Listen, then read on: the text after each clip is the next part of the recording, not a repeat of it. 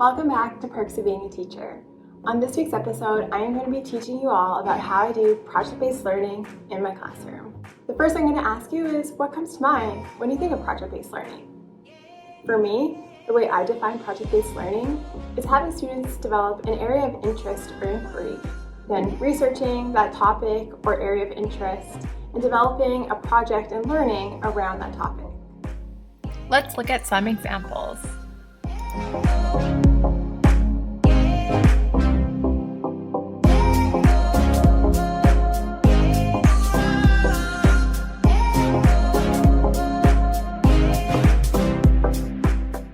Teaching project-based learning can definitely be hard. There's so many unknowns in terms of what lessons do I teach, how do I assess.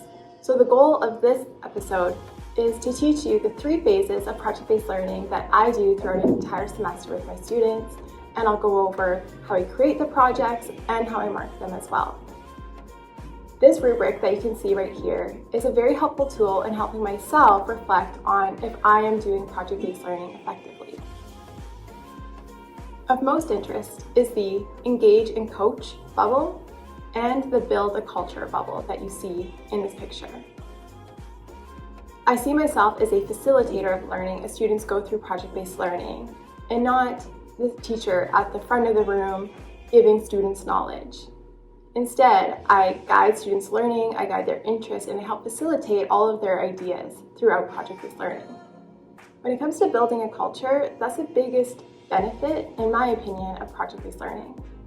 By the end of a couple cycles of project-based learning, the whole class becomes a community, and we have a culture of wanting to learn, a culture of curiosity, a culture of creativity that makes us all closer to one another, and I think enjoy coming to school.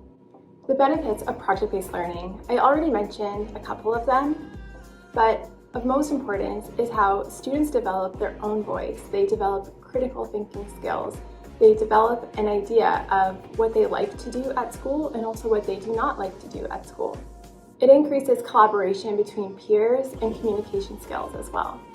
In terms of the teacher, it has a benefit to me because I connect more in terms of the relationships that I build with my students, and it helps me learn about different ways that my students enjoy to learn. This helps me throughout an entire semester as I build lessons and other projects around their areas of interest. Project-based learning is not the banking education model proposed by Paulo Freire. Banking education means that a teacher has all the knowledge and they are depositing all of that knowledge into their students. Rather, I see my students as filled with knowledge, filled with skills, and it's my job as a facilitator to bring that out of them through project-based learning. This grid right here shows you the difference between projects and project-based learning. I find it valuable just to have teachers understand where they're at in the project-based learning continuum. So some examples are completing a choice-based project on ancient Egypt, and then in project-based learning, designing a school in terms of both architecture and structure of what and how students will learn. Here you can see in the examples of projects, they're quite a bit more structured, whereas project-based learning gives the opportunity for students to weave in their own interests and to provide much deeper explanations and critical thinking through those areas of inquiry. The main message that I want to bring home is that projects and project-based learning are both excellent tools in the classroom. In terms of the phases that I use in my own classes, I always begin with projects, and then as the semester progresses, I move towards project-based learning. There are a total of 3 phases that I use when I do project-based learning with my students. The first phase provides structure in terms of the topics that students are given as choices. They're also given options in terms of the format that they will create to represent their learning.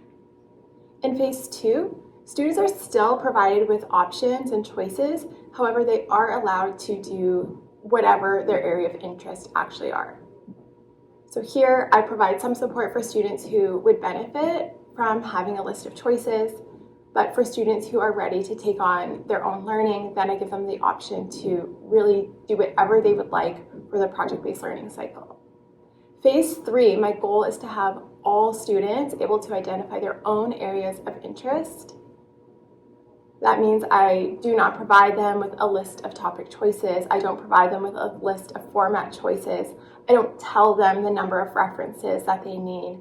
That entire project-based learning process in phase 3 is student-driven and based on their own interests, their own expectations of themselves, and their own abilities to critically think and collaborate with their peers and myself. One of the most common phrases that I hear and honestly have told myself before I became confident in doing project-based learning is that students just mess around and they don't do anything when students are completing project-based learning. And that definitely can be true during certain days, but I thought it would be beneficial to provide you all a list of what it is that I do in my classes that keeps students engaged, keeps them participating. And by no means is it perfect, but it is what I do on a regular basis to make sure that students are engaged in their learning and that they're not just messing around. I do want to highlight though that it's okay if students are messing around sometimes. It means they're having fun. It means that they're developing relationships with their peers. You know, there's moments for play and then there's moments for being focused and dialed in on the project-based learning.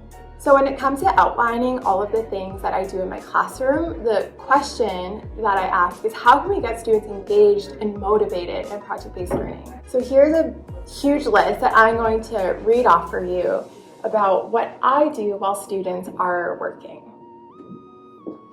So what do I do while students are working? I always start by introducing the entire project from start to finish. I give students the ultimate choice, but also provide choices for students who need guidance. Each day, I set a specific attainable goal for the whole class, and that is written clearly on the whiteboard. I'll go over that goal and what it looks like. And with that also comes detailed timelines. So on the board, I'll write, it is class 1 out of 5 for research. Class 2 out of 5 or 10 for creating your format or your representation of learning. At the beginning of the semester, I will take in pieces of a project at a time. Sometimes completing projects can be a huge task, so breaking it down into chunks is often beneficial. This means that I will take in research after a week and a half, I'll mark it and hand it back to students, and then they'll complete the rest of their project in terms of creating their representation of learning. I conference with students. I set meeting times during class and students will meet with me to go over their projects in detail. I ask every single student or group every day at least 3 times if they need anything or need help. It seems excessive, however, it's definitely effective. As I'm walking around, students are more easily going to ask me a question compared to if I'm sitting elsewhere and they're required to come up and walk to me. I ask them, what can I do to support you?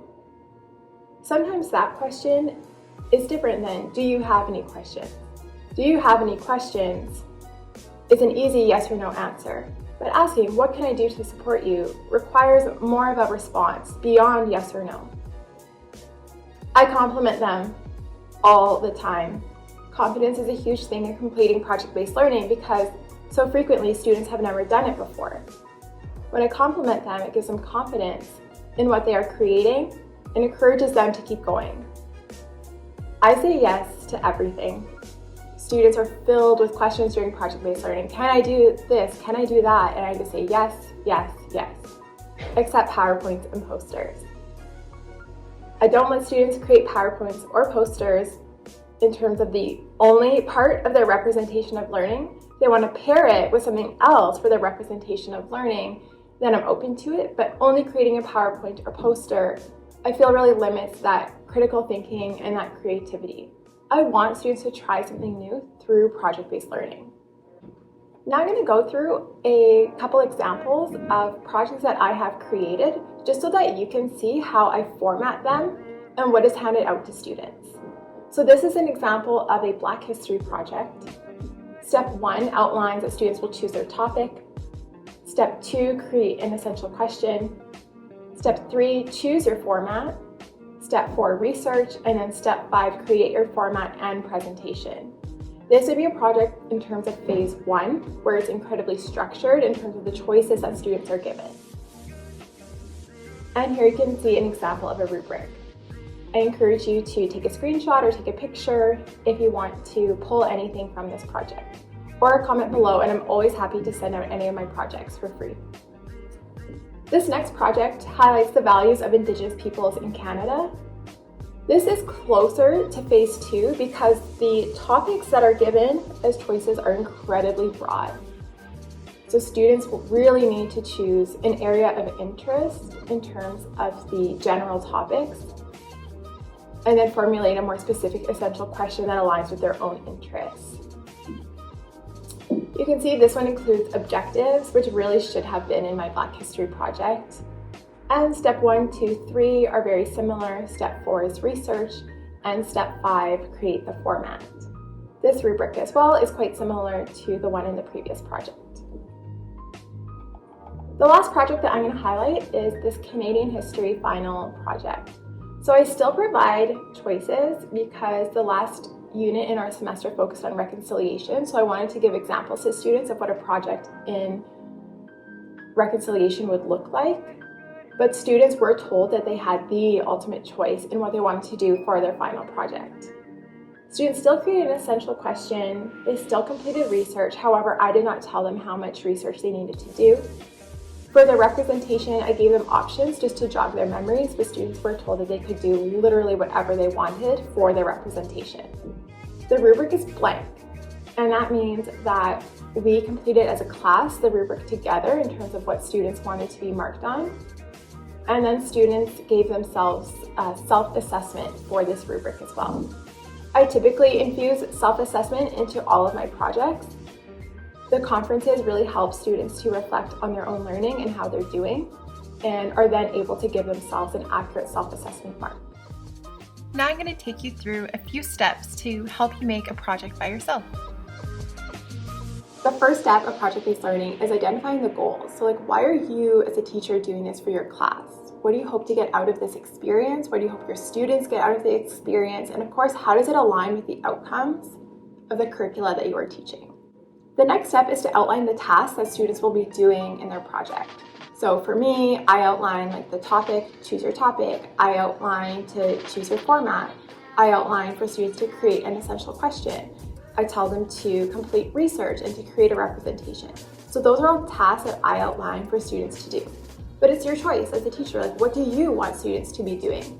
And outline that in steps when you're creating your project. I find that the less text and less descriptions on the paper copies, the better. It's best to keep it clean and simple so that students do not get overwhelmed by the amount of text and they can clearly see what they're supposed to be doing through the project-based learning cycle. And the final step is deciding your assessment. There's a variety of rubrics that are out there.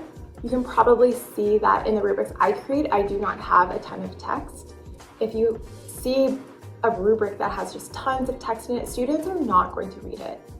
And a rubric is definitely something that you want students to be reading. Students should be seeing, what do I need to do in order to find success through this project?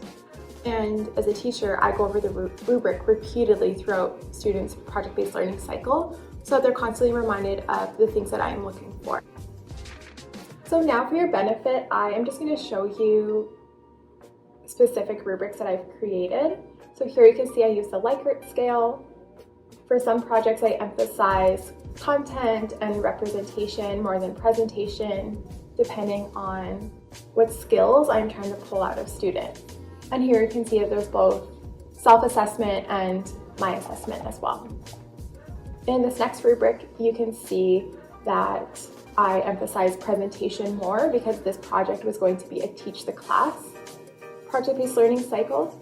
So that's why you see presentation times 2. And then here you can also see that there's self-assessment and my own assessment.